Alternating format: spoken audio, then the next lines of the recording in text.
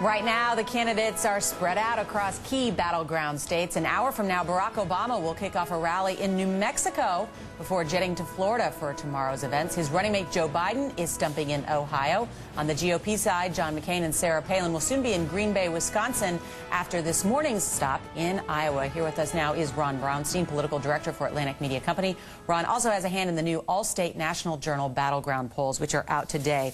So fascinating. Is very significant that Barack Obama is in New Mexico today because your new poll shows Barack Obama, Joe Biden, 49%, McCain, Palin, 42%. He is up in the state of New Mexico. Absolutely. If you look at 2004, John Kerry won 252 electoral college votes. For Barack Obama to be the president in 2008, he has to hold those states. If he can hold those states and add 18 more, he wins. Iowa, a state we didn't poll, is leaning in his direction. The next one that they have targeted most aggressively is New Mexico. And this poll shows that Obama is in a strong position there. If you add Iowa and New Mexico to the Kerry 252, you get Obama to 264, and he would need one more state that George Bush carried to put him over the top. And what we've done here is try to look at a series of the top red to blue targets for Barack Obama. One of those states is the state of Colorado. We have that full screen. Tell us about what if Barack Obama could get the state of Colorado. Colorado, in our poll, as in Manny's and our Allstate National Journal poll, virtually a dead heat with a slight advantage to Barack Obama. Clearly, the state has been trending Democratic, nor in the last few years. The governor, of course, in 2006, a big win for the Democrats. 2004,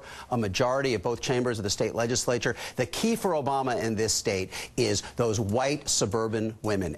In Arapahoe, Jefferson counties outside of Denver, he runs better among white women in Colorado than he does in any of the other states we polled. There's some suggestion, at least in the national polls, that some of those white women may be shifting back after having a flirtation with the McCain campaign, if you will, over Palin as the pick. Let's look at Ohio, because that's a state. If John Kerry had won, he would be president today. McCain up just by 1 point, but pretty close there. And the economy, of course, a huge deal in Ohio. Virtually a dead heat. Look, you have similar dynamics in all of the states that we looked at. I mean, on the one hand, the big win, the tailwind behind Barack Obama is a desire for change. President Bush carried all of these states in 2000. He carried all of them except New Mexico.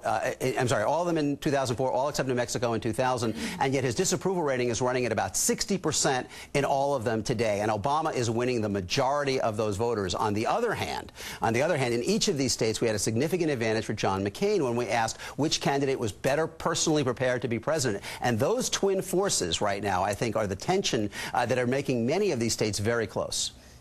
So Obama's real test in these next two debates is exactly that, to show that he's ready to be president.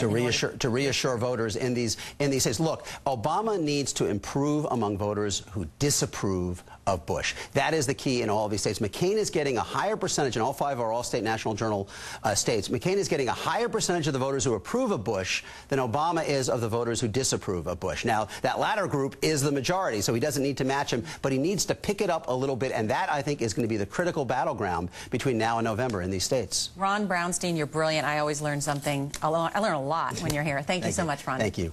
And next on MSNBC, an action-packed half hour